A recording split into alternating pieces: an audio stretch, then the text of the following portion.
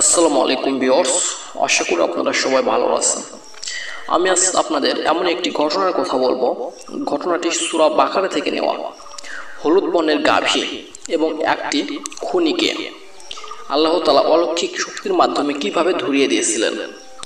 ঘটনাটি মুসা আলাইহিস সালামের সময়কার। ঘটনাটি সম্পূর্ণ দেখলে আপনার ঈমান একটু হলেও বাড়বে ইনশাআল্লাহ। চ্যানেলের নতুন দর্শক হয়ে থাকলে তাহলে আমাদের চ্যানেলটি সাবস্ক্রাইব করে আমাদের পাশেই থাকবেন। বনি ইসরায়েলের একটি সৎ ব্যক্তি ছিল। তার একটি পুত্র সন্তান এবং তার একটি স্ত্রী ছিল।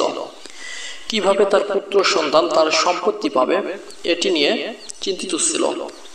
আর সে সময় সম্পত্তির ভাগ বন্টন শুরু হয়। আর এই ব্যক্তির হলুদ বর্ণের একটি গাভী এবং একটি বাছুর ছিল। এরপরে হলুদ বর্ণের এই গরুটিকে তিনি নিয়ে যায় মাঠের মধ্যে নিয়ে যাওয়ার পর আল্লাহর কাছে বলে, এটা হলো আমার আমানত আমি তোমার কাছে রেখে গেলাম। আমার পুত্র সন্তানকে তুমি যথাসময়ে তার কাছে ফিরিয়ে দিবা। এই বলার পর তিনি বাড়ি চলে আসে। এরপর কিছুদিন চলে যাওয়ার পর সে মৃত্যুবরণ করে। সে আল্লাহর কাছে চলে যায়। সে যখন আল্লাহর কাছে চলে যায় তখন তার পুত্র সন্তান কি করবে, অনেক গরিব অসহায়, তাই সে বাজারে কাঠ বিক্রি করে সে নিজের সংসার চালায় এবং কাঠ বিক্রি করে যে টাকা পায় সেই টাকা সে 3 ভাগে ভাগ করে। 1 ভাগ নিজের জন্য, 1 ভাগ তার মায়ের খেদমতের জন্য, আর 1 ভাগ গরিব অসহায়কে বিতরণ করে দেয়। আবার রাতের বেলাও তিনি 3 ভাগ করে। 1 ভাগ তিনি ঘুমায়, আরেক ভাগ তিনি মায়ের খেদমত করে, অন্য ভাগ তিনি আল্লাহর ইবাদতে ধ্যানমগ্ন অবস্থায় থাকে। এইভাবে কিছুদিন চলে যায়।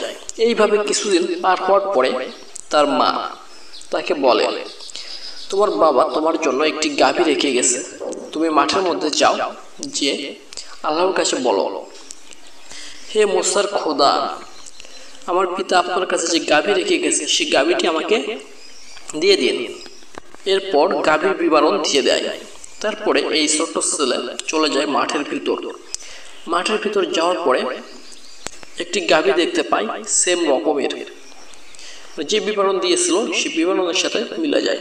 তারপরে ছোট বাচ্চাটি তার মায়ের কথা মতো আল্লাহর কাছে বলার সাথে সাথে গাভীটি তার কাছে চলে আসে। তখন এই গাভীটি নিয়ে সে চলে আসে বাড়িতে চলে আসার পর তার মা তাকে বলে, তুমি তো অনেক গরিব, এই গাভীটি তাহলে বিক্রি করো। তখন ছেলেটি তার মাকে বলে, আচ্ছা তাহলে এই গাভীটি কত দিরহামে আমি বিক্রি করব। তখন মা একটি দিরহাম ধার্য করে দেয়, 3 দিরহাম ধার্য করে দেয় এবং বলে, গাভীটি 3 দিরহাম হলে বিক্রি করবে, কিন্তু গাভীটি বিক্রি করার আগে আমার কাছ থেকে আবার অনুমতি নিয়ে নেবে। তারপরে এই ছেলেটি গাভী নিয়ে যায়। যাওয়ার মধ্যে পথের মধ্যে একটি লোকের সাথে দেখা হয়। সেই লোকটি সামনে চলে আসে এবং বলে, গাভীটি কত টাকা হলে বিক্রি করবে। তখন এই ছেলেটি বলে, 3 দিরহাম হলে আমি এই গাভীটি বিক্রি করব, কিন্তু একটি শর্ত রয়েছে। শর্ত হলো আমার মায়ের কাছ থেকে আমার অনুমতি নিতে হবে। তখন ওই লোকটি বলে, আমি তোমার এই গাভীটিকে 6 দিরহাম দেব। এটা তখনকার বাজার মূল্য। তখন এই ছেলেটি বলে, আমার এই গাভীর সম পরিমাণ স্বর্ণ মুদ্রা দিলেও আমি বিক্রি করব না, কারণ আমার মায়ের কাছ থেকে আগে অনুমতি নিতে হবে। তারপরে ছেলেটি চলে আসে তার মায়ের কাছে। ছেলেটি যখন তার মায়ের কাছে চলে আসে তখন মা বলে, ওইটা লোক ছিল না, ওটা আল্লাহর পাঠানো ফেরেশতা ছিল। তোমাকে পরীক্ষা করার জন্য আল্লাহ তাআলা ফেরেশতা পাঠিয়েছে যে তুমি তোমার মায়ের কথা অমান্য করো কিনা। তারপরে তার মা বলে, তুমি ওই লোকটিকে যে বলো যে গাভীটি আমরা কি এখন বিক্রি করব না পরে বিক্রি করব, তার কাছ থেকে পরামর্শ চাও। তখন এই ছোট বাচ্চা চলে যায় ওই লোকের কাছে যাওয়ার পরে বলে, আচ্ছা আমরা গাভীটি বিক্রি করব। তখন ওই লোকটি বলে, না, গাভী বিক্রি করার সময় এখন পর্যন্ত আসেনি, গাভী বিক্রি করার সময় আসলে তুমি গাভীটি বিক্রি করে দিও। এরপরে ছেলেটি গাভী বাসায় নিয়ে এসে তার মাকে বলে, গাভীটি বিক্রি করতে নিষেধ করেছে। এদিকে একটি ধনী ব্যক্তি ছিল। তার ধনী ব্যক্তির কোনো ছেলে সন্তান ছিল না, পুত্র সন্তান ছিল না। তখন তার একটি মেয়ে ছিল। তার পুত্রাধিকারী হিসেবে তার সমস্ত সম্পত্তি এই মেয়েটি পাবে। মেয়েটি অনেক সুন্দর ছিল। তারপরে তার এক ভাস্তে তার চাচাতো বোনকে বিয়ে করার জন্য কল্পনা করতে থাকে। এটা এক সময় তার চাচা জানতে পারে। যখন তার চাচা জানতে পারে তখন তার চাচা একেবারে নিষেধ করে দেয়। নিষেধ করে দেওয়ার পরে তখন এই ভাস্তে ছাড়ে না। তখন এই ভাস্তে চলে যায় একটি শয়তানের পূজারীর কাছে। তখন সেই শয়তানের পূজারী বলে, তোমার চাচার হায়াত অনেক বেশি, সে সহজে মরবে না, তাকে মারতে হবে, এবং কিভাবে মারতে হবে সে বুদ্ধি পাকিয়ে দেয়। তারপরে একদিন কিছু লোক আসে গরিব অসহায় ব্যক্তিদের সাহায্য সহযোগিতা করার জন্য। তখনই তার ভাস্তে তার চাচাকে বলে, আপনি আমার সাথে চলুন, তাহলে আপনার পাওয়ারে আমি হয়তো বেশি সাহায্য পেতে পারি। তখন তার চাচা সরল মনে রাজি হয়ে যায় এবং তার সাথে যাওয়ার জন্য রাজি হয়।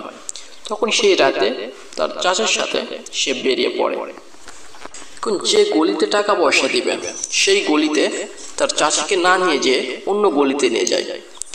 অন্য গলিতে নিয়ে যাওয়ার পর তার চাচাকে সেখানে হত্যা করে সেখান থেকে চলে আসে।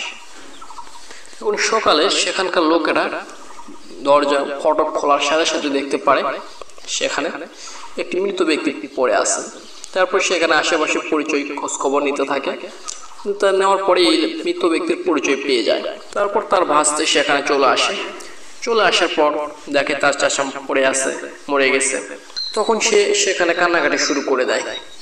আর সেই সময় একটি নিয়ম প্রচলিত ছিল, যেই গলির ভিতরে কোনো লোক মরে পড়ে থাকবে, এই মৃত ব্যক্তির খুনিকে যদি কেউ ধরতে না পারে তাহলে সেই গলির লোকেরাই এই মৃত ব্যক্তির ক্ষতিপূরণ দেবে এবং রক্ত বদলে রক্ত দিবে। তখন এই ভাতিজা এই ব্যক্তিদের উপরই দাবি করে বসে তার চাচার ক্ষতিপূরণ দেওয়ার জন্য। তখন এই লোকেরা কি করবে? এই লোকেরা বলে, আমরা তো সন্ধ্যার আগেই মূল ফটকের দরজা বন্ধ করে দেয়, আর সকালে আমরা ফটকের দরজা খোলার পরেই মরে থাকতে দেখছি। আমরা খোদার কসম করে বলতেছি আমরা কোনো কিছু জানি না, আমরা একে খুন করিনি। এটা বলার পরে এ সারে না। তখন দুই গোত্রের ভিতরে তর্কাতর্কি শুরু হয়ে যায়। এক সময় যুদ্ধের জন্য সবাই প্রস্তুতি নেয়। যখন যুদ্ধের জন্য সবাই প্রস্তুতি নেয় তখন তাদের ভিতরে একজন বলে, আল্লাহর নবী মুসা আলাইহিস সালাম তো রয়েছে, তাহলে আমরা কেন নিজেদের ভিতরে যুদ্ধ করে নিজেদের ক্ষতি করব? চলো আমরা তার কাছে যাই। তখন সবাই মিলে মুসা আলাইহিস সালামের কাছে চলে যায়। যখন মুসা আলাইহিস সালামের কাছে চলে যায় তখন মুসা আলাইহিস সালাম বলে, তোমরা একটা গরু জবাই করো। তখন সবাই বলে, আপনি কি আমাদের সাথে ঠাট্টা করতেছেন? আমরা মৃত ব্যক্তির খুনিকে ধরতে চাইছি, আর আপনি গরু জবাই করতে বলতেছেন কেন? তখন মুসা আলাইহিস সালাম বলে, এটা আল্লাহর নির্দেশ, আল্লাহর পক্ষ থেকে এই নির্দেশটি হয়েছে। তখন সবাই বলে, আচ্ছা কিরকম গরুর রং কিরকম, গরুর বয়স কিরকম? তখন মুসা আলাইহিস সালাম আল্লাহর পক্ষ থেকে সবকিছু জেনে নেয় এবং তাদেরকে বলে, গরুর বয়স বেশিও না কমও না, গরু হলুদ বর্ণের হতে হবে এবং গরুকে দিয়ে কোনো প্রকার চাষাবাদের কাজে লাগানো হয়নি এমন একটি গরু লাগবে। তখন সেই বিবরণ নিয়ে খুঁজতে থাকে এমন একটি গরু। খুঁজতে কোথাও খুঁজে পায় না।